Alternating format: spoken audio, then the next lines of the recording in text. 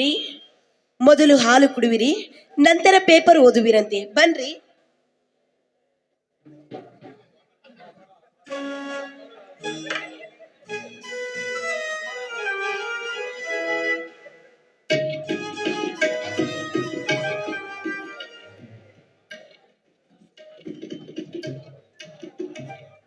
ವಿದ್ಯಾ, ನಿನ್ನ ಕೈಯಾರೆ ಕಾಯಿಸದ ಹಾಲು ಎಷ್ಟೊಂದು ಸ್ವಾದಕರವಾಗಿದೆಯಲ್ಲ.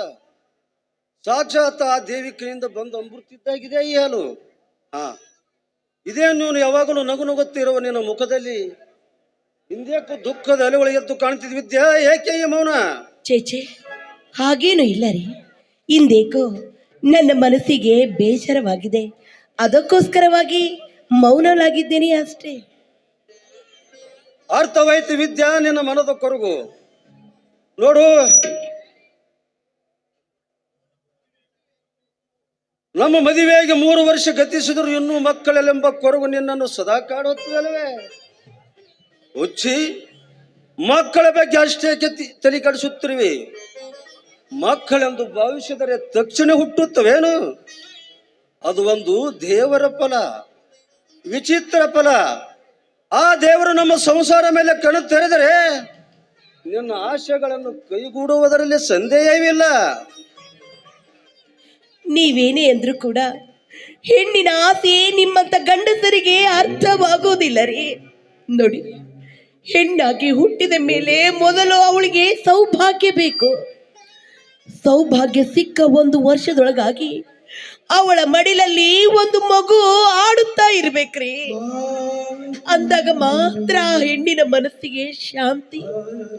ನೋಡ್ರಿ ನೋಡ್ರಿ, ನಮ್ಮ ಮನೆಯನ್ನ ನಂದನವನದಂತಿರುವ ಈ ನಮ್ಮ ಮನೆಯಲ್ಲಿ ಒಂದು ಮಗುವು ಆಡ್ತಾ ಇಲ್ಲವೆಂಬ ಕೊರಗು ನನ್ನನ್ನ ಎಡಬಿಡದೆ ಕಾಡ್ತಾ ಇದೆ ರೀ, ಎಡಬಿಡದೆ ಕಾಡ್ತಾ ಇದೆ. ವಿದ್ಯಾ, ನೋಡು ವಿದ್ಯಾ, ದಿನನಿತ್ಯ ನೀನು ಈ ರೀತಿ ಕಣ್ಣೀರು ಹಾಕುತ್ತಾ ನಿಂತರೆ ನಿನ್ನ ಆಶೆಗಳನ್ನು ಕೈಗೂಡುವುದಿಲ್ಲ.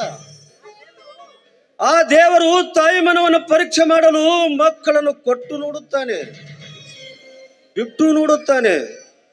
ಹೆಣ್ಣಿನ ಮನ ಯಾವಾಗಲೂ ತಾಳ್ಮೆ ತವರಾಗಿರ್ಬೇಕು ವಿದ್ಯಾ. ಅಂದ್ರೇನ್ರಿ ನಿಮ್ಮ ಮಾತಿನ ಅರ್ಥ? ಯಾವಾಗ್ಲೂ ನೀವು ಮಾತ್ರ ಮಾತಿನಲ್ಲಿ ನನ್ನನ್ನ ಸಮ್ಮತಿಸುವಂತೆ ತೋರ್ತಾ ಇದ್ದೀರಲ್ಲ. ನೋಡಿ, ಮದುವೆ ಆದ್ಮೇಲೆ ಮಕ್ಕಳಾಗದೆ ಹೋದ್ರೆ ಗಂಡಿಗೆ ಯಾವ ಕೆಟ್ಟ ಹೆಸರು ಇರೋದಿಲ್ಲ ರೀ. ಆದ್ರೆ ಅದೇ ಆ ಹೆಣ್ಣಿಗೆ ಮಕ್ಕಳಾಗದೆ ಹೋದ್ರೆ ಅಂಥವಳನ್ನ ಈ ಸಮಾಜ ಧಿಕ್ಕರಿಸುತ್ತೇನೆ.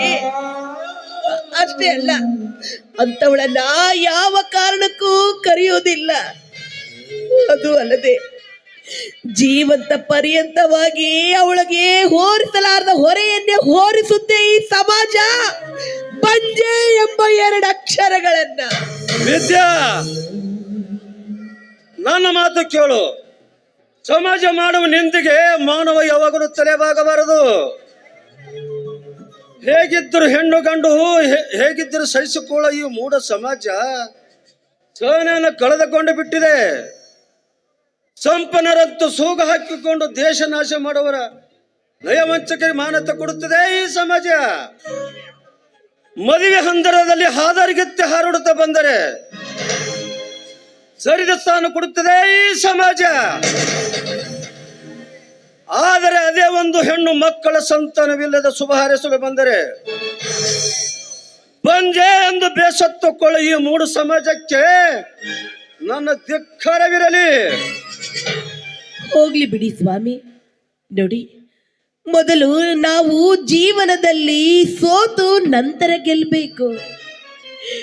ನನ್ನ ಹಣೆ ಬರದಲ್ಲಿ ಸಂತಾನ ಭಾಗ್ಯವೇ ಬರದಿಲ್ಲವೆಂದ ಮೇಲೆ ಅದನ್ನೆಲ್ಲ ಅನುಭವಿಸುವುದು ನನ್ನ ಪ್ರಾರಬ್ಧ ಕರ್ಮವಲ್ವೇ? ನೋಡು ವಿದ್ಯಾ, ಅಳಬೇಡ ವಿದ್ಯಾ. ಒಬ್ಬ ಪೊಲೀಸ್ ಸಬ್ ಇನ್ಸ್ಪೆಕ್ಟರ್ ಹೆಂಡತಿಯಾಗಿ ನೀನು ಈ ರೀತಿ ಕಣ್ಣೀರು ಹಾಕುತ್ತಾ ಕಾಲ ಕಳೆದರೆ ಹೇಗೆ? ನಿನ್ನ ಗಂಡ ಎಷ್ಟು ಧೈರ್ಯವಂತನೋ ನೀನು ಕೂಡ ಅಷ್ಟು ಧೈರ್ಯವಂತಳಾಗಿರಬೇಕು. ಅರ್ಥವಾಯ್ತ ತಾನೆ? ಅರ್ಥವಾಯ್ತು ರೀ. ನೀವು ನನ್ನ ಜೊತೆಯಲ್ಲಿ ಇರುವವರೆಗೂ ನನಗೆ ಯಾವ ರೀತಿಯೂ ಭಯವೂ ಇಲ್ಲ. ಆದರೆ ಆದರೆ ಸಂಕೋಚ ಮಾತ್ರ ನಿನ್ನನ್ನು ಎಡೆಬಿಡದೆ ಕಾಡು ಹೊತ್ತದೆ ಅಲ್ಲವೇ? Very good. ನೀನು ಯಾವಾಗಲೂ ನಗು ನಗುತ್ತಾ ಸಂತೋಷದಿದ್ದರೆ ನನ್ನ ಮನಸ್ಸಿಗೆ ಶಾಂತಿ ಸಿಗೋದು. ವಿದ್ಯಾ, ಇವತ್ತು ನನ್ನ ಸಲುವಾಗಾದ್ರೆ ನೀನು ನಗಲೇಬೇಕು. ಎಲ್ಲಿ ಪ್ಲೀಸ್ ಸ್ಮೈಲ್. ನೀವು ಯಾವಾಗಲೂ ಹೀಗೆ ಏನಾದರೂ ಹೇಳಿ ನನ್ನನ್ನ ನಗುವಂತೆ ಮಾಡಿಬಿಡ್ತೀರಾ. ಎಷ್ಟೇ ಆಗಲಿ ತಾವು ಬಲು ರಸಿಕರಲ್ಲವೇ? ಹೌದೇನು? ಹಾಗಾದರೆ ಈ ರಸಿಕನ ಮುಂದೆ ಒಂದು ರಮ್ಯ ರಾಗ ಹೊರಹೊಮ್ಮಲಿ ಹಾಡುವೊಂದು ಪ್ರೇಮದ ಗೀತೆ. ಹಾಗೆ ಆಗಲಿ ಸ್ವಾಮಿ.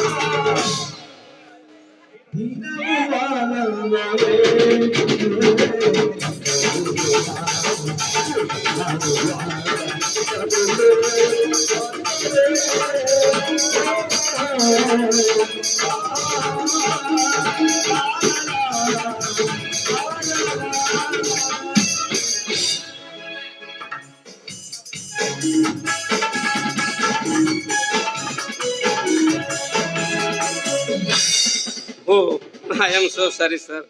ಸಂದರ್ಭ ತಿಳಿಯದೆ ಶಿವಪೂಜೆಯಲ್ಲಿ ಕರಡಿ ಬಂದ ಹಾಗೆ ಬಂದು ಬಿಟ್ಟೆ.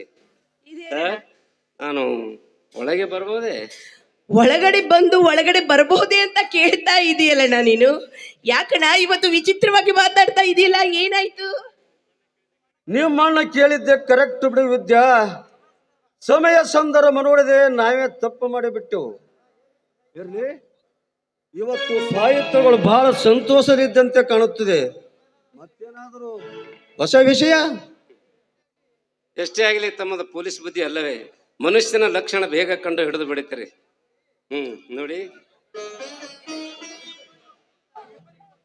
ನಿಮ್ಮಿಬ್ಬರಿಗೂ ಒಂದು ಗುಪ್ತ ವಿಷಯ ತಿಳಿಸ್ಬೇಕಂತ ಮಾಡಿದ್ದೇನೆ. ದಯವಿಟ್ಟು ತಾವು ತಪ್ಪು ತಿಳ್ಕೊಬಾರ್ದು. ಶಾಂತೇಶ್, ಅದೇ ನಿನ್ನ ಗುಪ್ತ ವಿಷಯ? ಪರವಾಗಿಲ್ಲ ಶಾಂತೇಶ್, ಅದೇ ನಿನ್ನ ಗುಪ್ತ ವಿಷಯ. ಹೇಳ್ತೀನಿ ಇನ್ಸ್ಪೆಕ್ಟರ್, ಹೇಳ್ತೀನಿ. ಇಷ್ಟು ದಿವಸ ಆ ವಿಷಯ ನಾನು ಹೃದಯದಲ್ಲಿ ಬಚ್ಚಿಟ್ಟುಕೊಂಡಿದ್ದೆ. ಆದರೆ ಈಗ ಸಮಯ ಅನುಸಾರವಾಗಿ ನಾನು ನಿಮ್ಮನ್ನು ಹೇಳಲೇಬೇಕಾಗಿದೆ.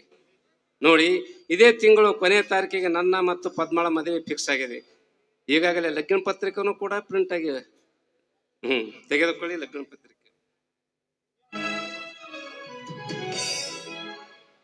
ಇದೇನಣ್ಣ, ಈ ಸಂತೋಷದ ವಿಚಾರವನ್ನ ತಿಳಿಸೋದಕ್ಕೆ ಎಷ್ಟೊಂದು ಸಂಕೋಚ ಪಡ್ತಾ ಇದೆಯಲ್ಲಣ್ಣ.